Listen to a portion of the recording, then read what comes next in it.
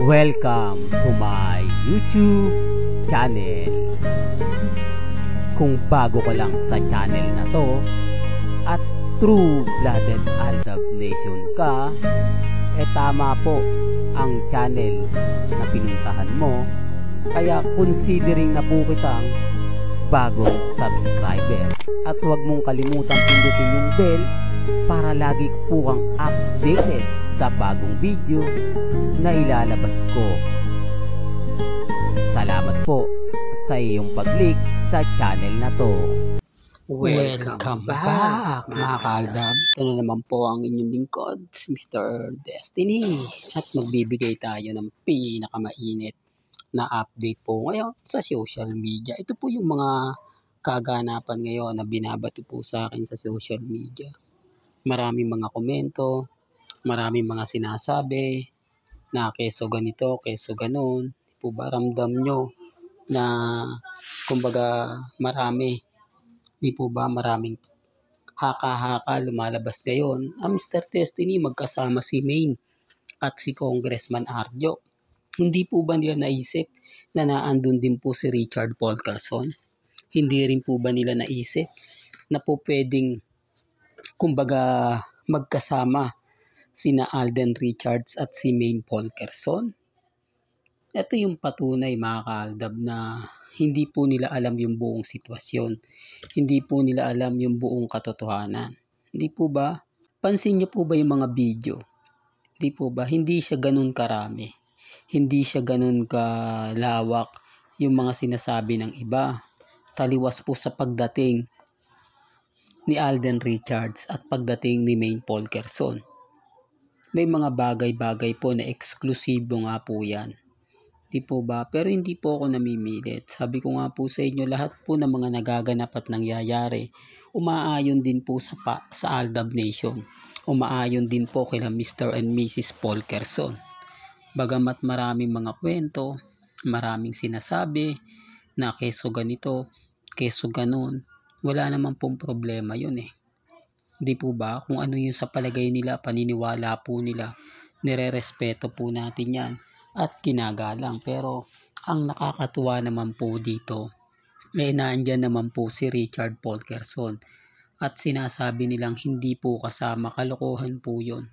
Kaya nga po ito yung ebidensya at resibo na si Richard Paul Carson kasama po dyan. Hindi lang po talaga pwedeng ipakita. Hindi lang talaga pwedeng kumbaga ipalabas. Pero off-cam, di po ba? Alam natin yung buong istorya. Alam natin yung buong kwento. Di po ba? Kaya nga sabi ko yung mga nagre-react sa akin na tapos na, wag kang maging kalmado o kampante, Mr. Destiny, dahil hindi mo alam yung sitwasyon, hindi mo alam yung mga kaganapan, nabato po nila sa social media, hindi mo alam yung buong istorya. Remind ko lang po sa mga dumadaan at bumibisita. Dito makikita nyo naman po na mag-isa lang si Alden Richards. Dito makikita nyo at mapapanood kung sino nga po ba talaga yung totoong kasama ni Richard Paul Carson. At syempre hindi po yung si Catherine. Tapos na po yung cut din, wag na pong ipilit. Di po ba? Yung mga nakikita ninyo na naglalabasan po sa social media, ini-edit lang po yun. Tapos sasabihin po nila na ang kasama po ni Alden Richards, si Catherine, pumunta sa ganito. Madali lang naman pong gawin yan. Di po ba? Pero ang tanong, asan ngayon ang dalawa? Bakit si Catherine at si Daniel Padilla ngayon ang makikita nyo at kumakalat sa Instagram, sa Twitter at sa Facebook? Ganun na rin po sa TikTok. Hindi po ba? O baka sabihin nyo ako lang po nakakakita. Alam ko yung mga Katnel fans tuwan-tuwa na rito. Marami na po silang pinopost. Marami na silang ina-update. Medyo tahimik po yung mga ilang kat din. Di po ba? Kasi yung mga vlogger ng kat din hindi na gaanong gumagalaw. Hindi na gaanong nagre-react dahil kumbaga ibang issue naman po yung binabato nila ngayon. Di po ba? Sunday naman po ngayon ng malakas, lalo na po may mga video na sobrang close nga po raw ng dalawa. Halos yung mata daw po ni Alden Richards laging nakatingin kay Sanya Lopez, lagi daw pong nahuhuli na laging nakatingin kay Sanya Lopez si Alden Richards. Alam nyo po yan, lalo na po kung Alden fanatics ka, dahil kumbaga magwawakas na nga po o 2 linggo na lang magtatapos na ang pulang araw. Ito yung pinakahihintay po natin, na kapag natapos na nga po itong teleserye ni Alden, kumbaga simula na po, di po ba, na totoo po yung sinasabi natin na pagkatapos nga po ng 2024 at papasok na nga po ang 2025, doon nyo lang masasabi, mapapanood, mapapakinggan kung ano na nga po ba talaga yung buong istorya, kung ano na nga po ba talaga yung buong kwento. Kahit ano po gawin nila, kahit anong ipilit po nila, wala pong problema. Di po ba?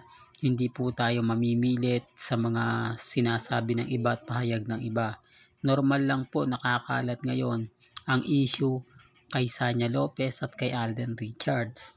Dahil nga po sa promotion ng pulang araw, kailangan gawin to ng GMA. Di po ba? Taktika po nila yan.